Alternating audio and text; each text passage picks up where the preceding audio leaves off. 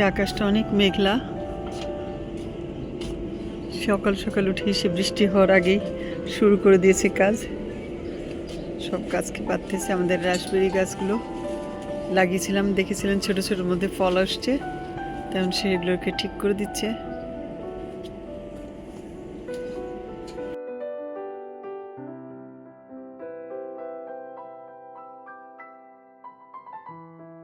গাছের গোড়ার মধ্যে যা ময়লা আছে লাউ গাছের গোড়া সে সাফ করে দিচ্ছে আর একটু একটু করে ঠিক করে দিচ্ছে।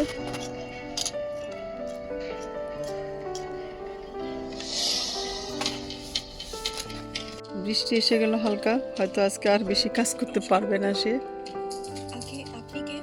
আজকে সে সব গাছের চর্চা করতেছে, সবগুলো মাটি একটু সরে সরে আগাছা সাফ করে দিচ্ছে আর গোড়ার মাটিগুলোকে একটু হালকা করে দিচ্ছে যাতে গাছের জন্য ভালো হয়।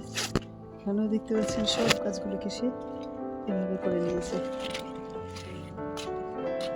এখন এসছে কুমড়া গাছের গোড়ায়। আচ্ছা আচ্ছা, সে বলতেছে মাটিটা যদি ফুরফুরা মানে একটু হালকা হয়ে থাকে তাহলে শিকড় মেলতে পারবে, গাছে ফল দিবে ভালো। মিষ্টি কুমড়া গাছ, মাশাআল্লাহ, এটা আমাদের বাংলাদেশি মিষ্টি কুমড়া গাছ। গ্লোভস দিচ্ছি। এগুলো হলো এই দেশি মিষ্টি কুমড়ো গাছ। এগুলোর গোড়াগুলিকে সে ঠিক করে দিল। আজকে শুধু গাছের চর্চা, আগাছা সাপ।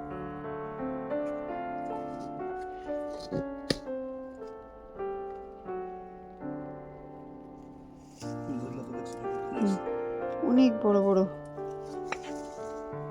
আগাছা হয়ে গেছে। বৃষ্টি পড়তেছে হালকা হালকা, তারপরেও সে সবকিছু সাফ করতেছে, আগাছা সব উঠাচ্ছে।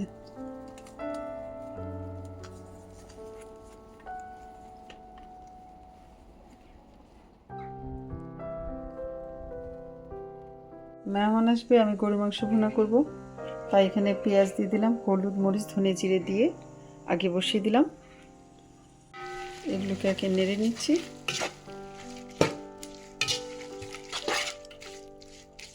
আর এর মধ্যে দিচ্ছি গোসগুলো ঢেলে।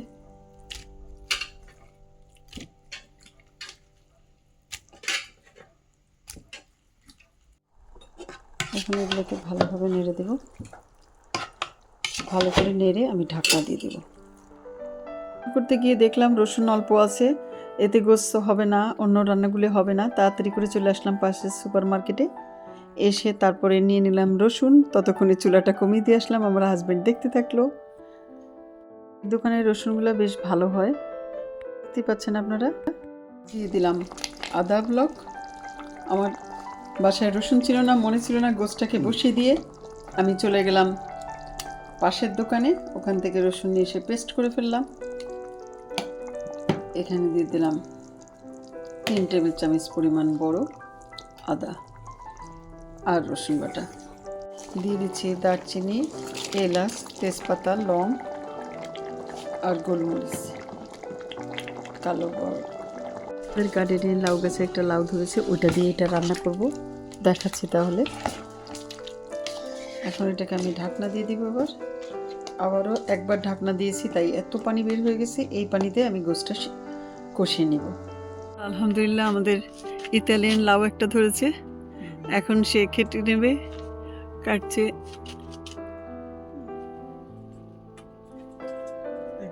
হ্যাঁ, কেটে ফেলো, বিসমিল্লাহ। আলহামদুলিল্লাহ, এটা প্রথম লাউ আমাদের। মাশাআল্লাহ মাশাআল্লাহ। লাউ গাছ থেকে লাউ পেড়ে নিয়ে এসে গার্ডেনে বসে বসে সে আমাকে ছিলে কেটে দিচ্ছে। রান্না বসিয়ে দিয়ে এর মধ্যে পেটটাকে মাখালাম, মাখিয়ে আমরা দুজনে খেয়ে নিলাম। হয়ে গেল লাউগুলো আমার কষানো। আমি এখন ঢেলে দিচ্ছি এর মধ্যে।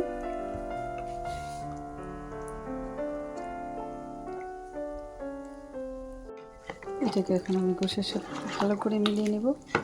এটা বেশি ঝোল রাখবো না, মাখা মাখাই, দেখতে পাচ্ছেন আপনারা, মাখা মাখা করতেছি। এরকম ছোট করে কেটে মাখা মাখা করলে এটা ভাত, রুটি, পরোটা যেটা দিয়ে খাবেন সেটা দিয়েই মজা লাগে। গেল আমার এবছরের লাউ, প্রথম লাউ দিয়ে আর গরু গোশ দিয়ে রান্না।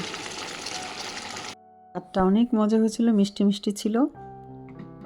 লাউগুলি চিংড়ি মাছ, বুটের ডাল দিয়ে আমি বড়া বানিয়ে নিয়েছিলাম। আমার কয়েক কোষা দেখাচ্ছি কীভাবে বানালাম। এখন আমি এটাকে বেটে দেখতে পাচ্ছেন আপনারা, বেটে তার মধ্যে মশলা মাখিয়ে নিলাম। মাখিয়ে নিয়ে তারপরে তেলে ভেজে নিলাম। বাটতে বেশ অনেক সময় লেগেছিল, কারণ আমার পাটাটা অনেক ছোট। এটার মধ্যে দিয়ে দেবো একটু হলুদের গুঁড়ো, দিয়ে দেবো একটু ধনে গুঁড়ো, আর দিয়ে দেবো একটু জিরে গুঁড়ো, আর দিয়ে দেব সামান্য লবণ। আমি লবণ দিয়েছি, তাও আর একটু লবণ দিয়ে দিলাম। ফ্রাই প্যানে আমি তেল গরম দিয়ে দিয়েছি। এখন এখান থেকে নিয়ে এইভাবে করে একটু একটু করে দিয়ে বড়াটা বানিয়ে নেব।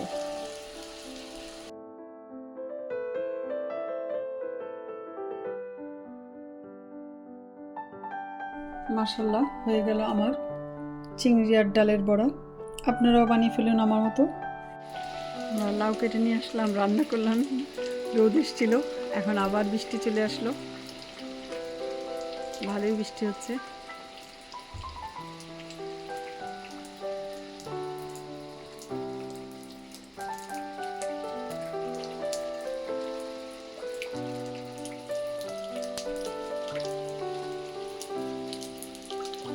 আমার গরু গোশটা ভুনা করা, আর করে ফেললাম কিছুটা গোশ দিয়ে লাউ দিয়ে রান্না, আর এখানে চিংড়ির বড়া। এটাই আজকে আমাদের খাবার। লাউতের মরিচ এটা ফার্স্ট উঠে নিয়ে আসলাম গাছে থেকে খাওয়ার জন্য, দেখি কেমন মজা হয়। আসবো অন্য কোনো নতুন ভিডিও নিয়ে। ততক্ষণ পর্যন্ত আপনারা সবাই ভালো থাকবেন। আজকে তাহলে এই পর্যন্তই। আল্লাহ হাফেজ।